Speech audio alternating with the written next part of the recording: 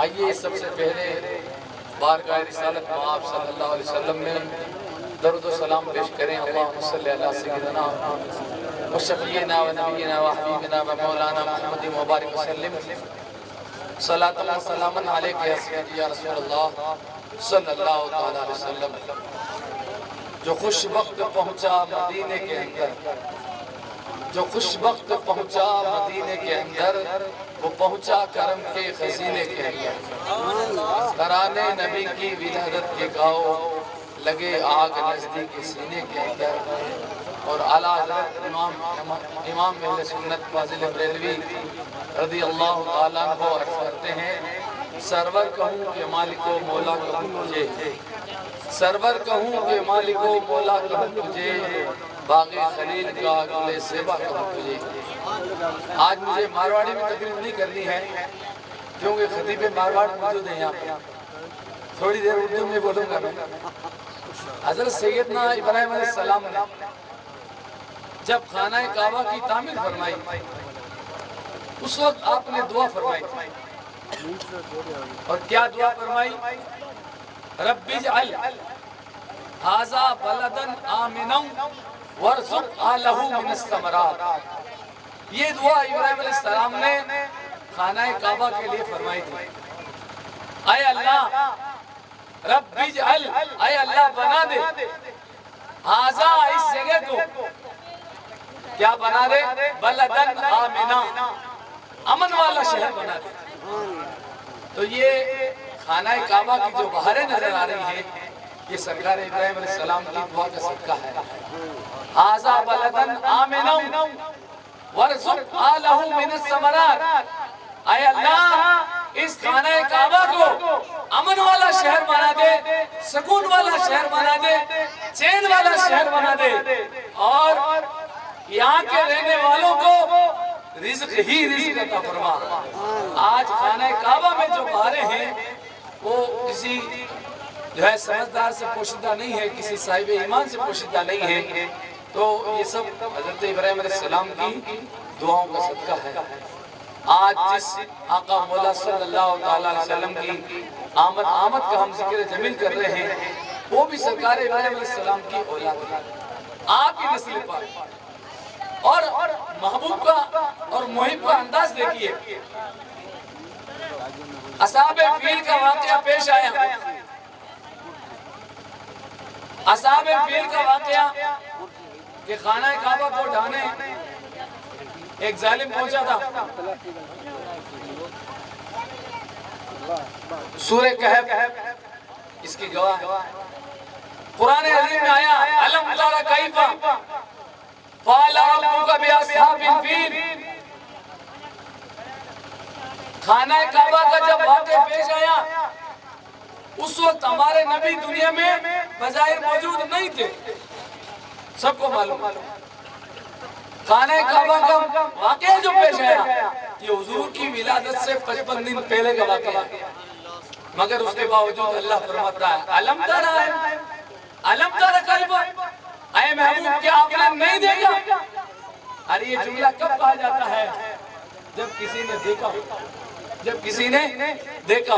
میں آپ سے کہوں کیا آپ نے اس دن نہیں دیکھا؟ فلاں آدمی آپ کو کیا کہہ رہا تھا؟ اس کا مطلب آپ نے دیکھا ہے۔ حضور صلی اللہ علیہ وسلم اس وقت بظاہر دنیا میں تشریف نہیں لائے تھے، اس کے باوجود آپ دیکھ رہے تھے کہ اصحاب فیل کا واقعہ ہو رہا ہے۔ تبھی تو فرمایا الم تر کیف، اے محبوب کیا آپ نے نہیں دیکھا؟ کیف فعل ربک باصحاب الفیل، کیسا کیا آپ کے رب نے ان ہاتھی والوں کے ساتھ۔ الم یجعل کیدہم فی تضلیل وارسل علیہم طیرا ابابیل ترمیہم بحجارۃ من سجیل۔ پورا قرآن حضور کی نعت ہے۔ قرآن شریف کو کہیں سے اٹھا کے دیکھو، قرآن شریف کی کہیں سے بھی تلاوت کرو، حضور کا ذکر جمیل قرآن کی ہر آیت میں موجود ہے۔ اللہ کے محبوب کا ذکر جمیل ہر قرآن کی آیت میں ہے۔ اللہ کے نبی کا ذکر جمیل قرآن کے ہر لفظ میں ہے۔ ہر قرآن کی آیت اس بات پر شاہد ہے کہ ہمارے آقا ہی امام الانبیاء ہیں۔ نبیوں کے سردار ہیں، امام الانبیاء ہیں، نبی الانبیاء ہیں صلی اللہ تعالیٰ علیہ وسلم۔ تو آج ہم آپ حضرات بہت خوش نصیب ہیں کہ اللہ کے پیارے محبوب صلی اللہ تعالیٰ علیہ وسلم کی ولادت کی خوشی منا رہے ہیں۔ اور مجھے حضرت کی زبانی جب میں نے سنا کہ عیدگاہ کا افتتاح بھی ہے، یہ بہت بڑی بات ہے۔ عیدگاہ جس میں 2 عیدیں، اور یہ عید میلاد النبی یہ ساری عیدوں کو اپنے دامن میں سمیٹے ہوئے ہیں۔ حقیقت ہے عید میلاد النبی کے دامن میں ہی بقرعید بھی ہے اور عید الفطر بھی ہے، عید الاضحیٰ بھی ہے، دونوں عیدیں اسی کے دامن میں ہیں، ساری خوشیاں اسی کے دامن میں ہیں، سارا سکون اس کے دامن میں ہے، سارا چین اس کے دامن میں ہے، سارا قرار اس کے دامن میں ہے۔ تو یہ آپ حضرات کی بڑی خوش نصیبی ہے کہ آج آپ نے عیدگاہ کی شروعات بھی ایسی مقدس رات سے کی ہے، یہ بہت بڑی بات ہے۔ اللہ کا ہمیں شکر ادا کرنا چاہیے۔ اور ابھی مدرسہ غریب نواز کی طلبہ نے بہت ہی شاندار پروگرام پیش کیا۔ سنی تبلیغی جماعت میں تو آپ کی دعا سے رپورٹ آتی رہتی ہے، اور مولانا پیار محمد صاحب اور مولانا شہاب الدین صاحب وہ تو یہاں آتے ہی رہتے ہیں چیک کرنے کے لیے۔ اور اللہ کا فضل عظیم ہے کہ سنی تبلیغی جماعت کے جتنے بھی مدارس چل رہے ہیں راجستھان میں، ان مدارس کی جو لسٹیں آتی ہیں ترقی لسٹیں، وہ سب کے سب اللہ کے فضل سے اس فقیر کے ہاتھ سے ہی چلتی ہیں نشین پر۔ اس لیے مجھے یہاں کا عالمی ماحول حتی امکان معلوم ہے۔ میں آپ حضرات سے گزارش کرتا ہوں، ابھی بچوں کی زبان جو کچھ ہم نے سنا ہے اس سے تو محسوس ہوا یقیناً مولانا صاحب کی محنت اپنی جگہ درست ہے، صحیح ہے۔ اب ہمیں بھی چاہیے کہ ہم اپنے عالم کا، اپنے امام کا، اپنے مدرس کا ادب اور احترام کریں، ان کا پورا خیال رکھیں مدرس کا۔ اور عشر کا جو معاملہ ہے، کل بھی میں نے عرض کیا تھا پروگرام میں کہ کھیتی باڑی کا بھی چل رہا ہے دور، تو اپنی ایمانداری سے یہ حق غریبوں کا نہیں دو گے، اللہ کے وہاں آپ کی پکڑ اِنَّ بَشَّ رَبِّكَ لَشَدِيدٌ، تیرے رب کی پکڑ بہت سخت ہے، یہ دھیان رکھنا ہے۔ اس لیے اپنی ایمانداری سے جو فصل بارش کے پانی سے ہے خالص، اس میں 10واں حصہ ہے، اور جو فصل ٹیوب ویل وغیرہ سے ہے اس میں 20واں حصہ ہے۔ آپ چاہو تو جو ہے دان دے سکتے ہو اور چاہو تو رقم دے سکتے ہو، دونوں آپ کے لیے درست ہے۔ اس لیے اس معاملے میں کوتاہی مت کرو، یہ حق اور حصہ ہمارا نہیں، غریبوں کا ہے۔ جو لوگ اپنے مال کی زکوٰۃ عشر صحیح ادا نہیں کرتے ہیں وہ حقیقتاً غریبوں کا مال کھا رہے ہیں، وہ حقیقتاً یتیموں کا مال کھا رہے ہیں۔ اور جو غریبوں کا مال کھاتا ہے، جو یتیموں کا مال کھاتا ہے، جو بیواؤں کا مال کھاتا ہے، وہ کبھی خوشحال نہیں ہو سکتا ہے، وہ ہمیشہ روتا ہی رہے گا، وہ ہمیشہ پریشانی رہے گا۔ اس لیے میں آپ حضرات سے گزارش کرتا ہوں، میں بھی سنی تبلیغی جماعت کا ایک چھوٹا سا غلام ہوں، آپ حضرات سے گزارش کرتا ہوں کہ اپنے مال کی صحیح جو ہے عشر ادا کرو، ایمانداری سے کام کرو، اللہ علیم و خبیر ہے، اور صحیح سب کو تھوڑا تھوڑا حصہ دو۔ یہ نہیں ہونا چاہیے کہ بس جہاں ہمارا دل جمع صرف ادھر ہی، ایسا نہیں، بلکہ سب کا خیال رکھو۔ اور بھی سائل آپ کے پاس آتے ہیں ان کا بھی خیال رکھو، جو بھی حقدار ہے سنی صحیح عقیدہ مسلمان بھائی ہمارا، اور سب سے پہلا حقدار ہمارا پڑوسی ہے۔ پہلا ہمارا حقدار تو ہمارا پڑوسی ہوتا ہے۔ ہمارا پڑوسی اگر بھوکا ہے اور باہر آپ کھانا کھلاتے ہو تو آپ کو ثواب تو نہیں ملے گا، اس لیے پہلے اپنے پڑوسی کا اول خیش پھر درویش، پہلے اپنا دھیان رکھو۔ اس لیے اپنے بھائی برادری میں اگر کوئی حقیقتاً اس لائق ہے کہ وہ زکوٰۃ اور عشر اسے دیا جائے تو آپ اسے خاموشی کے ساتھ اللہ تعالیٰ جیسا بھی آپ کو توفیق عطا فرمائے دینا چاہیے۔ اور یہ مسائل پوچھتے رہو علماء سے، نہیں پوچھو گے قیامت کے دن تمہاری بھی پکڑ ہوگی اور ہماری بھی پکڑ ہوگی. اس لیے خدا کے واسطے سنبھلنے کی بہت ضرورت ہے ابھی, اور نماز کی پابندی بہت ضروری ہے. اس کے لیے میں آپ حضرات سے گزارش کرتا ہوں کہ مسجد کو آباد کرو, مدرسے کو آباد کرو. مولانا صاحب محنت کر رہے ہیں, آپ بھی محنت کرو. اور سنی تبلیغ جماعت کی ہمیشہ یہ تعلیم رہی ہے کہ مسجد اور مدرسے میں قوم کا, بھائی برادری کا آپسی معاملہ مدرسہ اور مسجد سے بالکل دور رہنا چاہیے. مدرسہ اور مسجد میں آپ کوئی ایسا معاملہ اللہ کے واسطے مت لاؤ. یہ وہ جگہ نہیں ہے, یہ مقدس جگہ ہیں. قرآن مسجد جو ہے اللہ کا گھر ہے, مدرسہ رسول اللہ کا گھر ہے, یہ کوئی پنچایت گھر نہیں ہے. اس لیے میں اپنے بھائیوں سے گزارش کرتا ہوں کہ ان حالات کو سمجھیں, اور آج مسلمان کی حالات سے گزر رہا ہے اس کو بھی سمجھنے کی کوشش کریں.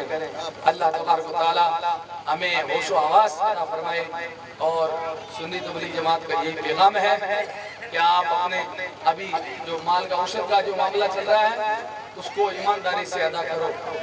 اللہ علیم خبیر ہے. ہم نے آپ کو مسئلہ بتا دیا صاف صاف. اب اس کے بعد جو بھی کمی کرو گے, ایک دانہ کی کمی کرو گے آپ, تو وہی آپ کے لیے پتہ نہیں کتنی بڑی ہلاکت کا سامان بن سکتا ہے. صاف بات. اس لیے میں بس یہیں پر اپنی گفتگو ختم کرتا ہوں اور اپنے ماں بہنوں سے گزارش کرتا ہوں کہ آپ یہ نماز پڑھو, پردہ رکھو. چہرہ کو ڈھکنے میں فائدہ ہے. اسلام نے 1400 سال پہلے چہرہ ڈھکنے کا حکم دیا تھا. دنیا آج سمجھ رہی ہے اس چیز کو. اسلام نے 1400 سال پہلے فرمایا تھا بیٹی بچاؤ. دنیا آج سمجھ رہی ہے اس چیز کو. اسلام نے بیٹی کی شان 1400 سال پہلے بیان فرمائی. اللہ کے محبوب صلی اللہ علیہ وسلم کے مقدس کردار سے 1400 سال پہلے یہ ثابت ہوا ہے کہ بیٹی اللہ کی عظیم نعمت ہے. 1400 سال بعد آج دنیا سمجھ رہی ہے کہ بیٹی کتنی بابرکت ہوتی ہے, بیٹی کتنی قیمتی ہوتی ہے, بیٹی گھر کے لیے کیسی رونق ہوتی ہے. یہ تو ہمارے گردہ نبی نے 1400 برس پہلے سے بتائی دیا تھا. دنیا آج اس کی تحقیق کر رہی ہے, میرے آقا نے 1400 سال پہلے سے کہہ دیا ہے.